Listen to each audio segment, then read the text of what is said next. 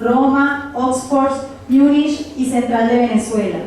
Es profesor, investigador, titular, jubilado de la Universidad Simón Bolívar de Caracas y responsable de la línea de investigación Filosofía de la Ciencia y Metodología Cualitativa. Dicta cursos en el doctorado de Ciencia Política de la Universidad Simón Bolívar y en el doctorado de Ciencias Sociales de la Universidad Central de Venezuela. Es miembro del programa de promoción del investigador y asesor en la evaluación y arbitraje de proyectos de investigación del FONACYT Venezuela. Ha sido profesor invitado. Por la presentación, también por la invitación a esta universidad que aprecio mucho, junto con las seccionales de Medellín, de Bogotá, de Cali, que conozco algunas de ellas. También me siento muy complacido porque el espíritu de las universidades de San Buenaventura, inspiradas en el pensamiento espiritual, cristiano y universal de San Francisco. He estado varias veces en Asís, porque hice 9 años en los posgrados de universidades italianas, y siempre que pasaba del norte al sur era casi obligado un viaje, una desviación, una pequeña desviación a Asís, y respirar y tener ese baño de espiritualidad universal.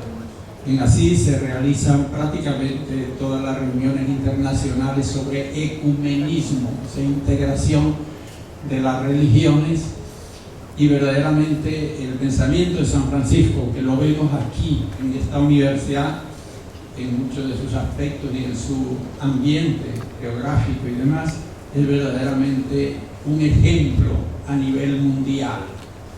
Incluso Gandhi era un enamorado de la espiritualidad, imagínense, en la India, de San Francisco, y en el Evangelio, él leía mucho el Evangelio, Gandhi, y también apreciaba mucho la espiritualidad cristiana. Pero después él decía que cuando veía a los cristianos cómo actuaban, se le quitaba un poco la emoción. Lamentablemente así. Bien, yo quiero compartir con ustedes algunos aspectos que me parecen fundamentales en el tiempo actual sobre la psicología a nivel universal y sobre la epistemología que fundamenta la psicología y las otras ciencias, que está cambiando. Ustedes habrán oído hablar mucho de cambios de paradigmas, y cambio de paradigmas, cambio de las reglas, de la lógica que rige el pensamiento humano.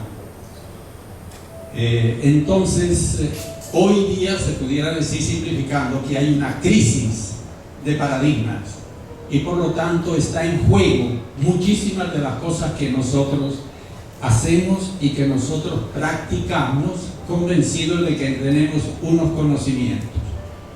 Voy a entrar por ahí para que vean un poco la problemática que se crea.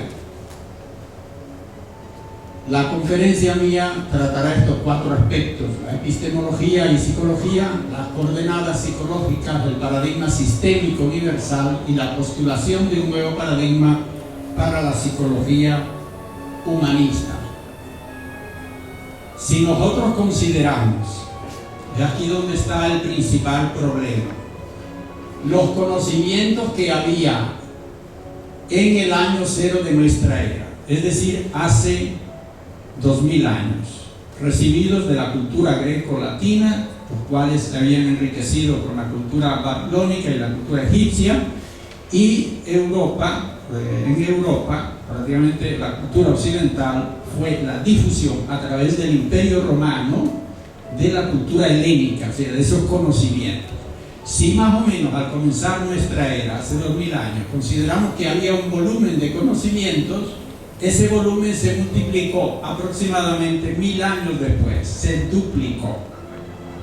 Los que había más o menos en esos años se duplicaron nuevamente en 1500, el año 1500 aproximadamente. Los que había en ese tiempo se duplicaron en 1750. Fíjense cómo se van acortando los periodos. Estos se multiplicaron, se duplicaron en 1900 y los que había se multiplicaron o duplicaron en 1950 y estos en el 64 y los del 64 en el 68. Del 68 para acá, la multiplicación y el aumento de los conocimientos sigue una línea netamente exponencial. Ahora nos preguntamos, bueno, es una riqueza inmensa de los conocimientos, pero hay un problema sumamente serio. Los conocimientos no se acumulan. No es como si yo tengo un recipiente de 20 litros de agua y tengo 5, le añado 3, tengo 8, le añado 2, tengo 10 y así adelante se va acumulando. No. Los conocimientos que vienen después de otros a veces son reformulación de los anteriores, contrastación de los anteriores, negación parcial de los anteriores y a veces un reemplazo total de los anteriores. Y ahí tenemos el cambio de paradigma.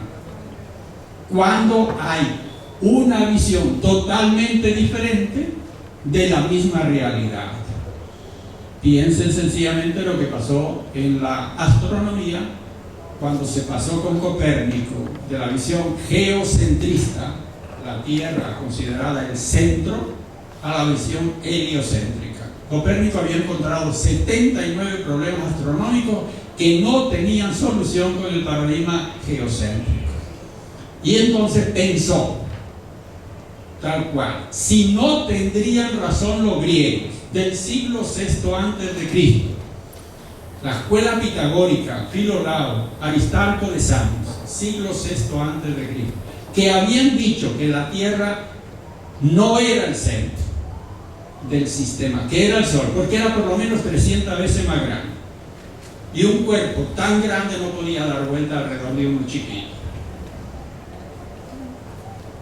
Entonces, esas ideas de los griegos, atención a esto, 6 siglos antes de Cristo, fueron echadas abajo por Ptolomeo, en el primer siglo de nuestra era. Ptolomeo decía, los griegos, las ideas de los griegos son falsas e increíblemente ridículas, porque dicen que la Tierra es redonda. Imagínense, las personas que estén por el otro lado estarían patas arriba y se caerían. Además, todo el mundo ve que es plana. Bueno, las ideas de los griegos, que prácticamente era el sistema heliocéntrico, el Sol en el centro, 6 siglos después se echan abajo y durante 1500 años seguimos con un paradigma que miró para atrás y tumbó lo que se había adelantado, y Copérnico vuelve otra vez. Bueno, esto porque a veces se cree que toda innovación es un progreso, es un salto adelante. A veces las innovaciones son un salto atrás y pueden costar eso, 1500 años a lo mejor, como en ese caso. Bueno, ahí hay un cambio de paradigma, porque el sistema heliocéntrico, el Sol en el centro de nuestro sistema, exigió redimensionar otra vez todas las cosas. Esos son los cambios de paradigma. Hay personas que a veces utilizan la palabra paradigma como si fuera un punto de vista. Y entonces dicen, no, yo soy pluriparadigmático. Oh, bueno. Ahí en Venezuela, en la Universidad de los Andes, precisamente de San Cristóbal, se defendió una tesis hace poco y era una profesora con la visión, en su título, pluriparadigmática. Yo le dije, bueno, está usando el término en sentido de punto de vista, porque en sentido estricto es incorrecto, porque yo no puedo decir que la Tierra es el centro y después que el Sol es el centro. Digo, no, las dos cosas. Bueno, entonces que juegan al escondite uno y el otro, ¿no? Dos paradigmas son contradictorios, el uno tumba al otro y se impone. Y entonces lo lógico y el deseo es que haya un progreso, que el que viene después sea mejor que el anterior. Bueno, en este sentido, los problemas que crean los cambios de paradigma y los problemas que crea el aumento de los conocimientos reformulando, reestructurando, se forma verdaderamente un galimatías. Es decir, algo sumamente complejo que puede sencillamente dar al traste con cualquier profesión, porque no es real. Ese conocimiento ya ha sido superado y nosotros, por nuestra formación, podemos seguir prácticas, teorías concretas, y no son conocimientos, mucho menos ciencia, que es conocimiento demostrable. Es decir, sencillamente nuestro cerebro puede aplicar como rutinas mentales o hábitos mentales. Ahora sabemos que el cerebro en plena actividad va al doble de las computadoras más rápidas actuales, las PC de escritorio, van a 2 gigas de velocidad, y el cerebro en plena actividad puede ir a 4 gigas de velocidad. Entonces es tan rápido que nosotros ante cualquier cosa inmediatamente hay un circuito rapidísimo y nos da una visión o sensación de algo. Pero eso es una rutina, igualito que yo aprieto en la computadora, puede haber un circuito complejísimo, pero en una fracción mínima de segundo. Entonces ese conocimiento, supuesto conocimiento, es sencillamente una rutina, es un hábito. Y muchas personas se han consolidado ya en una visión, no, porque yo hice un posgrado y después hice un postdoctorado y hice esto y hice lo otro, y se quedan ahí sin tener en cuenta este cambio exponencial de los conocimientos. Entonces, en concreto, todo esto diciendo, es necesario actualizarse y estar en perenne revitalización y en revisión de aquello que creemos más sagrado, más intangible. En los últimos 15 años, es la UNESCO la que nos viene alertando de esto. Ustedes saben, la UNESCO es la Organización de las Naciones Unidas para la Educación, la Ciencia y la Cultura. Está dividida en 6 sectores. Nosotros pertenecemos a la parte latinoamericana y del Caribe, número 6, y se hacen simposios locales, regionales y simposios internacionales, donde no solo internacionales, sino mundiales, donde se concentran, pudiéramos decir, las personas más capacitadas en determinadas áreas, claro, con las limitaciones que tiene toda persona humana, pero verdaderamente es muy respetable lo que se hace. Yo he asistido a varios de ellos, incluso con ponencias pedidas expresamente, y verdaderamente uno aprende muchísimo porque puede relacionarse con gente que está en la vanguardia en los puntos principales. Bueno, le comentaba ahí, el último fue en Cancún, sobre el genoma humano, el último que yo asistí, que era una conferencia precisamente de la UNESCO sobre la epistemología de la bioética. Y es interesante que señale esto, porque hace relación con lo que es hoy día el conocimiento de la biblioteca universal, que es lo que está en internet. Yo preparé mi conferencia bajando unos 60 documentos de los simposios y congresos internacionales sobre el área para preparar mi ponencia sobre eso, porque en el campo epistemológico hay, diríamos así, poca gente que se mete a fondo en eso. Y sobre la bioética, imagínense, la clonación, la eugenesia, la eutanasia, las complejidades que eso lleva, que es una responsabilidad muy grande. Pero yo preparé mi ponencia todo bajándolo de internet, de los simposios y congresos internacionales, o sea, algo al día. En la biblioteca no encontramos hoy día todo ese volumen de conocimientos. Y le digo esto porque es importante a la hora de ver cuál es la biblioteca universal, que es la que tenemos en internet. Bueno, en los últimos 15 años, la UNESCO viene insistiendo en lo que yo le estaba diciendo antes. Concretamente, rápidamente, los países en desarrollo, dice, solo lo alcanzarán con una calificada y competente preparación profesional. No vamos a salir del subdesarrollo por arte y magia. Hay que preparar profesionales en todos los campos y con competencia, porque hoy día hay una rivalidad en la calidad de los productos y en el mercado, y si no quedaremos siempre dependientes. Esa es una primera cosa que señala la UNESCO. Segundo, la desorientación de la universidad es un fenómeno mundial. Las universidades están desorientadas, la gran mayoría. Hay lógicamente excepciones que se pueden apreciar, etc. Pero la gran mayoría están desorientadas. ¿Qué significa la palabra desorientar? Bueno, que no saben dónde está el oriente, dónde sale el sol. Entonces, bueno, yo voy para el sur y va para el lado contrario. Desorientadas, caminan hacia donde no debieran ir, están desorientadas. La universidad muestra, hablando en general, privación y ausencia de sentido. No tiene sentido muchísimas cosas que se están enseñando. Y hablo en general, o ellos están hablando en general. La lógica clásica, que es la que se está siguiendo en muchísimas profesiones, lleva un pensamiento único. Y la realidad es un pensamiento múltiple, porque si no vamos hacia una pobreza cada vez mayor. No parcelar el saber.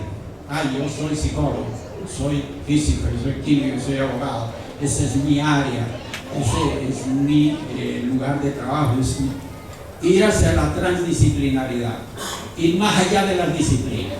Concretamente para nosotros, el psicólogo, si quiere ser buen psicólogo, tiene que ser más que psicólogo.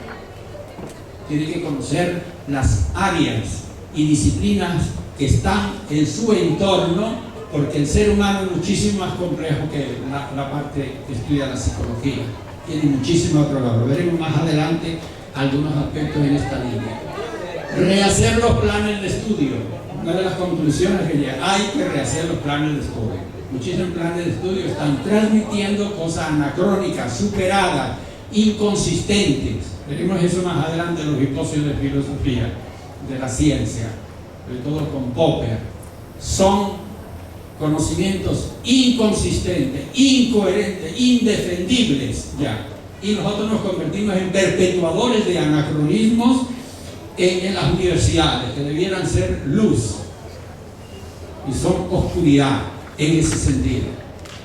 Que tenemos que tener una visión transnacional, transcultural, transpolítica y transreligiosa, ir más allá de esos linderos limítrofes. Claro que está bien el cultivar lo nacional, lo regional, porque hay una idiosincrasia, tenemos que cultivar eso, pero no quedarnos solo en eso, tenemos que ir más allá.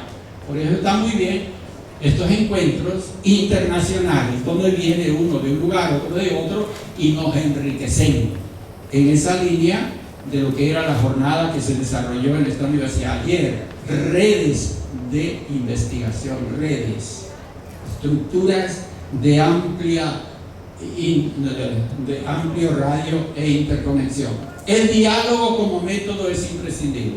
El diálogo, no solo el combatir, claro que hay que debatir las cosas para ver la lógica, el aval que tiene una cosa detrás de otra, pero el diálogo implica oír y escuchar al otro, porque tiene su punto de vista, sus razones, su visión. Si es una persona normal, lo tiene, y enriquecer el nuestro en ese diálogo. El criterio de cientificidad. Bueno, entonces, ¿qué es la ciencia? ¿Qué es el conocimiento? Tengamos presente primero qué es lo que nosotros hemos tenido, el famoso llamado método científico. ¿Qué era el método científico? Porque se creó como un dogma de fe. Eso está científicamente demostrado. Por lo tanto, es incuestionable. Entonces, algunos críticos llegaron a decir que la ciencia hoy día, concretamente Michael Polanyi de la Universidad de Chicago, un húngaro que trabajó mucho tiempo en Chicago, epistemólogo de primerísimo plano, tiene muchos libros, y él dice, con esa actitud la ciencia se ha convertido en la principal fuente de errores. Expresión tal cual, yo la pongo como epígrafe en algunos de mis libros para... La ciencia hoy día se ha convertido en la principal fuente de errores, porque todo quiere que sea científico. Pero científico, ¿qué significa que es científico? Que está científicamente demostrado. ¿Con qué ciencia? Aquí es donde está la cosa. El creador del método científico fue Heinrich Hertz. Hoy día este señor lo honramos hablando de kilohertz, megahertz, gigahertz, ese es el apellido de él, porque él fue el que descubrió las ondas electromagnéticas, la longitud, la midió, la velocidad y otras. Y era un humanista, muy interesante. Sabía 12 lenguas, un vienés, 12 lenguas, entre ellas el latín, el griego y muy a fondo el sánscrito, que es la fuente de todas las lenguas europeas, la lengua matriz de los primeros pobladores de Europa, una lengua riquísima en expresión. Las lenguas nuestras son muy disminuidas comparadas con el sánscrito. Bueno, él dominaba todo ese campo inmenso de las humanidades y entre ellos escribió el libro que se llama Principios de la Mecánica, en su original alemán Die Prinzipien der Mechanik, en 1894. Ese es el libro prácticamente que fundamenta el método científico y lo basa en un solo principio, en forma deductiva. Igual que la geometría de Euclides, que todos ustedes conocen, se fundamenta en 5 postulados, y de esos 5 postulados, o sea, principios incuestionables, de ahí se derivan los primeros teoremas. De esos, los otros más complejos, hacia adelante, todo en una forma concatenada perfecta. Él hizo lo mismo con la mecánica, pero con un solo principio, el principio de inercia de Newton, que dice que todo cuerpo en reposo seguirá en reposo a menos que una fuerza lo mueva, o todo cuerpo en movimiento seguirá en movimiento a menos que una fuerza lo detenga. Pudiéramos decir, si yo le pregunto a usted, ¿por qué la Tierra gira sobre sí misma? ¿Por qué da vueltas? ¿Por qué Venus da vueltas al revés? Y para dar una vuelta emplea 46 días, si no me equivoco, algo así. Y la Tierra lo hace en 24 horas. Casi todos los planetas de nuestro sistema giran hacia oriente, pero el de Venus es retrógrado. ¿Por qué la Tierra da vueltas? ¿Por qué no está quieta? Hay algunos planetas que están más o menos quietos o que dan siempre la misma cara al Sol y entonces tienen la noche perpetua por el lado de atrás y plena luz por el lado de adelante y mucho calor. La Luna, saben que da alrededor de la Tierra, nos da siempre la misma cara. No vemos la otra cara de la Luna, no gira sobre sí misma. ¿Por qué la Tierra gira sobre sí misma? ¿Quién le hace girar? Bueno, las explicaciones que da la ciencia es de aquel primer explosión del Big Bang al principio del mundo, salió como en una explosión, salen todos los pedazos, unos lejos, otros más cerca, unos dando vueltas rápido, otros dando vueltas. Bueno, en esa explosión, entre ellos salió la Tierra girando y ahí sigue girando al día de hoy. Esa es la explicación que ustedes pueden encontrar en la ciencia astronómica hoy día. Bueno, Heinrich Hertz establece el principio de la mecánica como principio fundamental de la mecánica. Óigame bien esto, de la mecánica, que es una parte de la física. Todo cuerpo en reposo y todo cuerpo en movimiento seguirá en ese estado a menos que una fuerza exterior lo interfiera. Bueno, ese principio de ahí sacó toda la mecánica a una perfección lógica maravillosa, una joya de libro. Pero después los físicos lo llevaron a todas las otras partes de la física, a la hidráulica, al calor, a la óptica, al sonido, a la electricidad. Y en esas otras partes no funciona igual. Las gotas de agua en una masa de agua no tienen la misma relación que en la mecánica, mucho menos en la electricidad, porque son cuerpos interrelacionados. Pero los físicos lo aplicaron, ese principio mecanicista, atención en la palabrita, mecánica, lo llevaron a toda la física y dio buenos resultados en la mayoría de ellos, y ahí es donde se afianzó el método científico. Entonces, pues los químicos quisieron aplicar ese método a la química, aunque una molécula es algo totalmente diferente de un átomo en física o de un engranaje. Después los biólogos lo quisieron llevar a la biología, pero una célula es algo muy diferente de una molécula o de un átomo. Y después los psicólogos, nuestros amigos, sobre todo los conductistas, había que tener una psicología científica. Y científica era aplicarle el principio de la mecánica. Por eso, estímulo y respuesta. Causa, efecto. Y ahí se quedó todo. Y lo mismo los psicoanalistas. Veremos eso un poquito para dar la idea central con que reacciona o a la que reacciona la psicología humanista. Bueno, y así el método científico se divulgó después a la sociología, hasta a la literatura, a todos los campos. Había que ser científico. Ok, esto conviene tenerlo presente porque toda la primera parte del siglo XX hasta más o menos la mitad, en los años 50, es cuando esto se recrudece como una crítica que comenzó por los mismos físicos a principios de siglo. Los físicos con la física cuántica, al meterse dentro del átomo y estudiar el átomo y las 400 partículas que hoy se conocen del átomo, vieron que ahí no se podía aplicar el principio de la mecánica. Y fueron los primeros que se rebelaron contra eso. Después los lingüistas y después los filósofos, finalmente muchas otras disciplinas y los psicólogos de último, sobre todo por la reacción y la imitación de que se hablaba antes aquí de la psicología americana netamente conductista, pero la psicología europea era muy diferente en ese campo, siempre siguió la línea humanista. Vamos adelante. Vamos al punto central. ¿Dónde está, diríamos, el cambio de paradigma? Yo me voy a servir de la neurociencia y de la filosofía de la ciencia. O sea, ¿qué nos dice la neurociencia hoy día? ¿Qué nos dice la filosofía de la ciencia?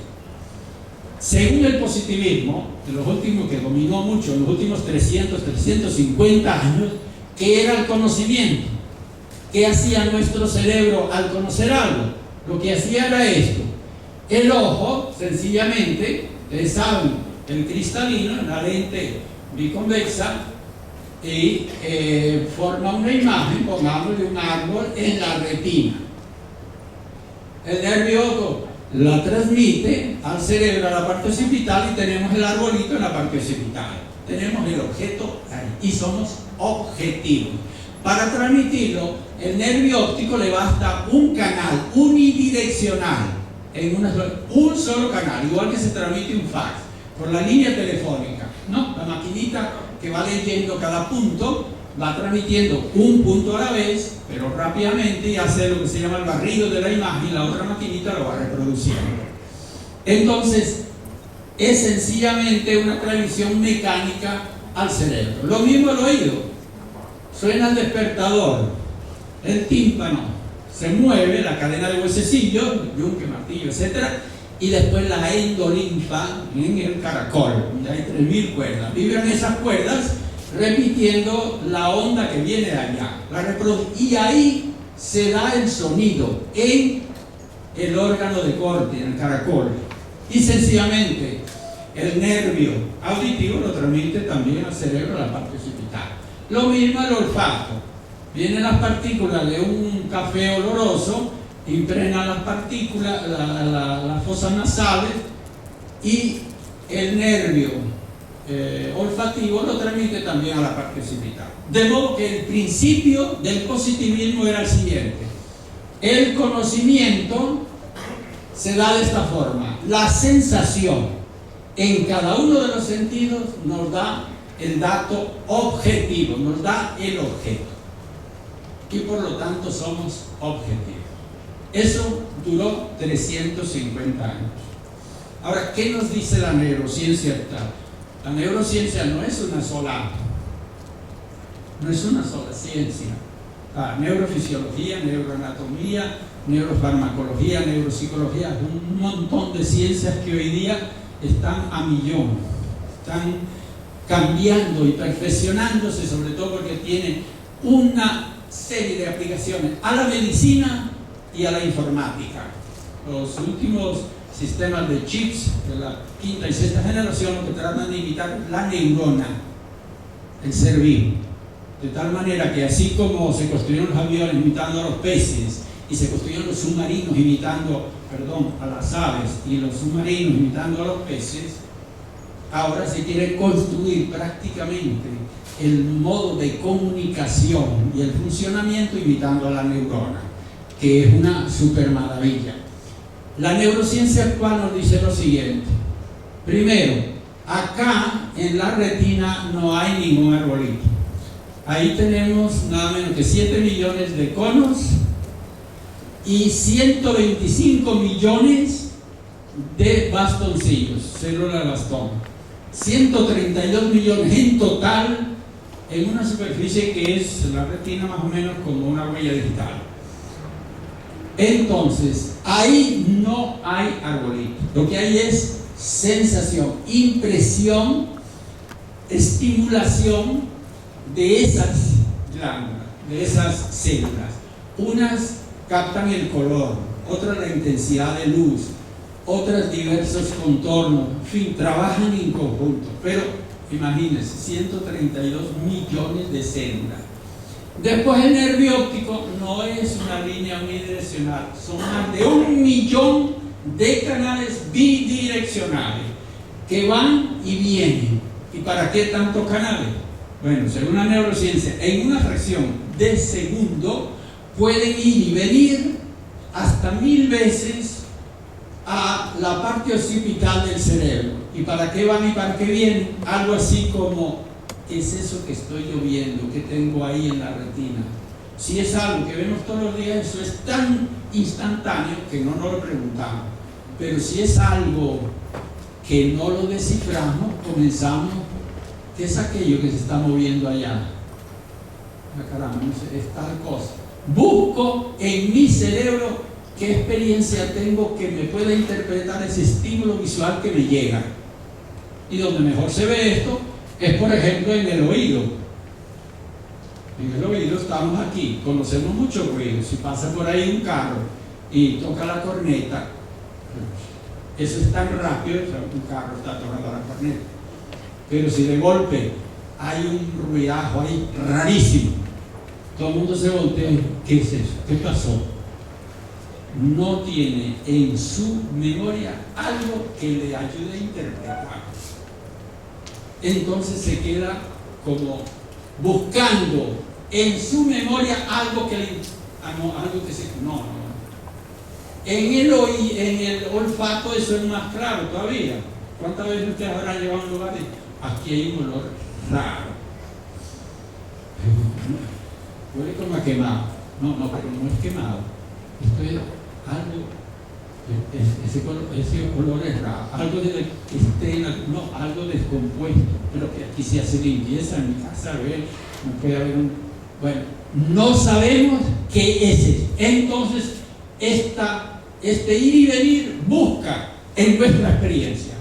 Y si no tenemos ninguna experiencia, entonces se acabó.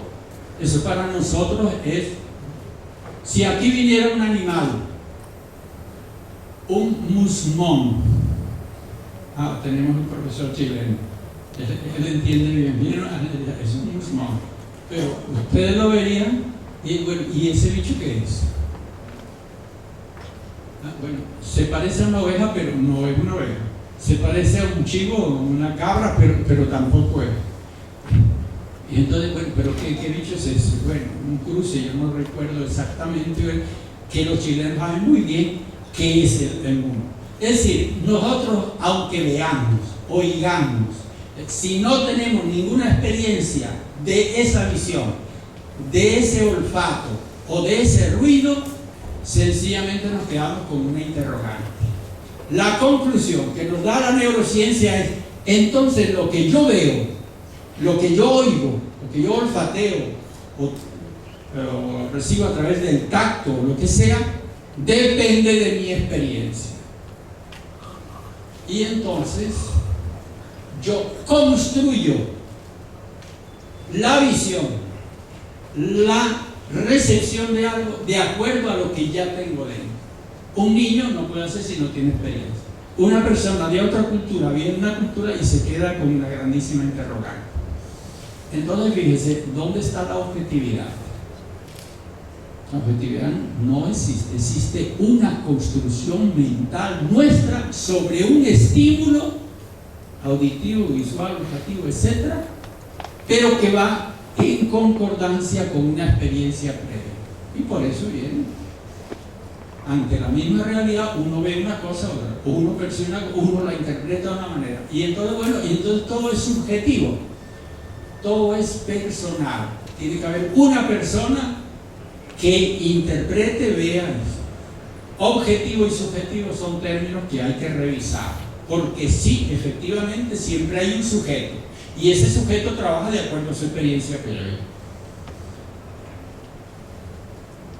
Estos problemas los vivió profundamente Kant hace 2 siglos.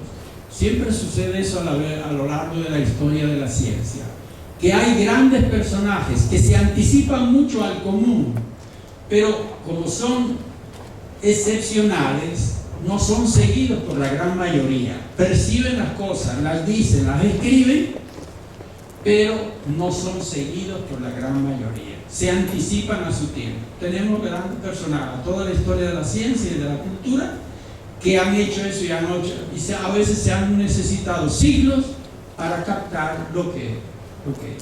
Yo me voy a referir a uno. Kant, en la crítica de la razón pura, la obra principal de él, filósofo que dedicó toda su vida al campo. En 1781, en la segunda edición, en la introducción dice: el maduro juicio de nuestra época no quiere seguir contentándose con un saber aparente,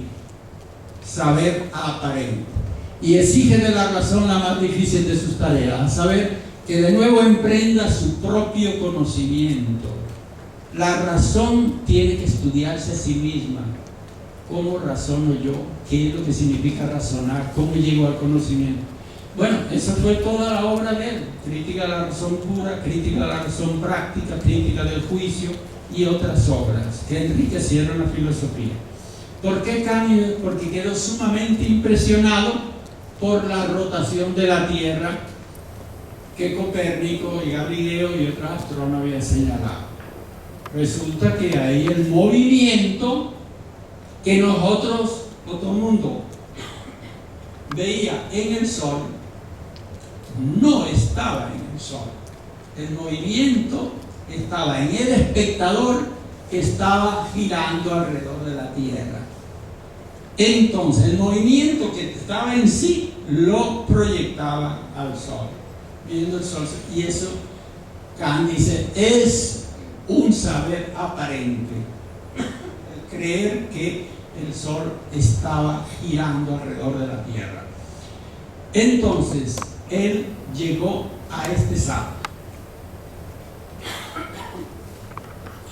No es solo el Sol el que está quieto, no es solo el espectador el que proyecta,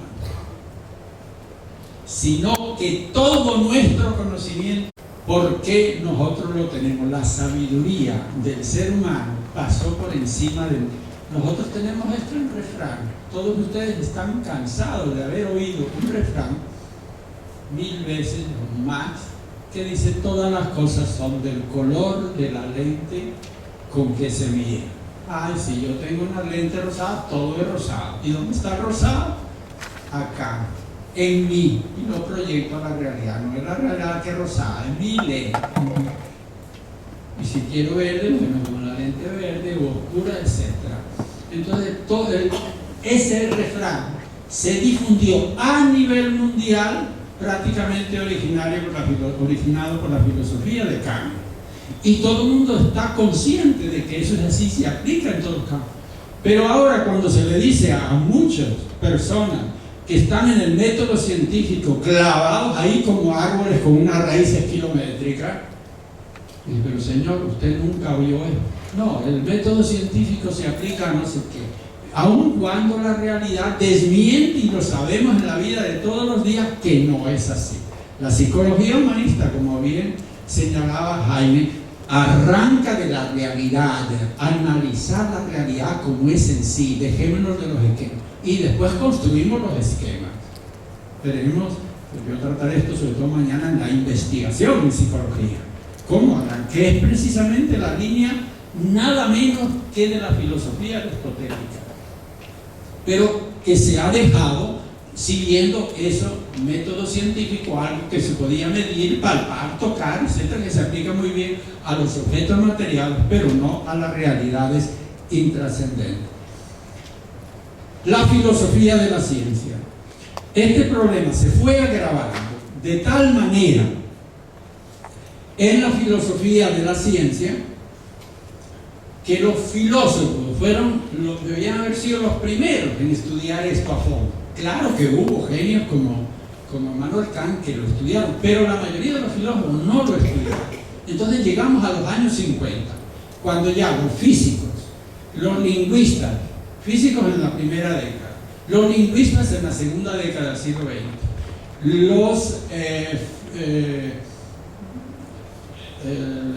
los biólogos, sobre todo en la cuarta década, los 30 en adelante. Finalmente los filósofos llegaron, claro, hubo siempre alguna excepción en los años 50, porque ya había un bululú, por decirlo así, en estas cuestiones epistemológicas que los filósofos fueron estremecidos porque ellos eran los que tenían que resolver este problema. Bueno, en los años 50, por poner un ejemplo, ya que estamos en psicología, la asociación, la APA, la American Psychological Association, Estados Unidos, donde se integran psicólogos, psiquiatras, psicoterapeutas, en fin, todos los que trabajan en el campo, siempre han tenido un meeting anual donde se presentan la evolución, los cambios, etcétera, etcétera. Bueno, en el año 55 estaban tan impresionados por todo esto, imagínense, años 50, más de 50 años, que invitaron nada menos que a Robert Oppenheimer a que le dictara la conferencia oficial del meeting. Y Robert Oppenheimer era nada menos que el director del proyecto Manhattan, que es el que elaboró la primera bomba atómica que se lanzó después en Hiroshima y Nagasaki, como ustedes conocen.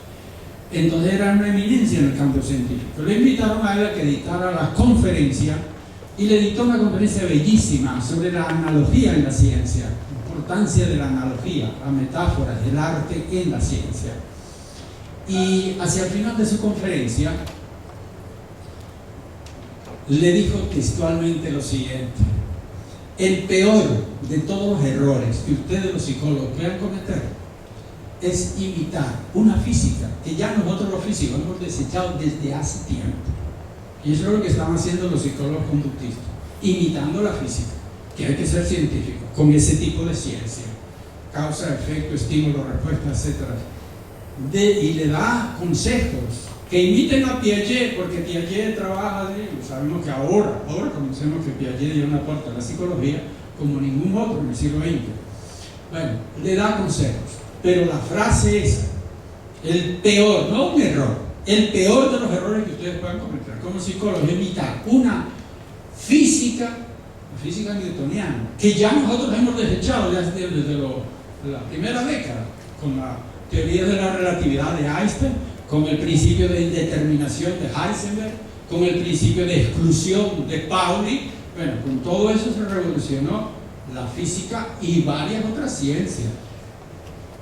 Y sin embargo los psicólogos seguían imitando, y siguieron imitando al año 55. Esto lo encuentran, si tienen en su biblioteca la revista Psychologist, en el año 56, y tienen la conferencia de Robert Oppenheimer, bellísima por cierto, porque toda la conferencia es muy hermosa y tiene esa frase hacia el final tratando estos problemas.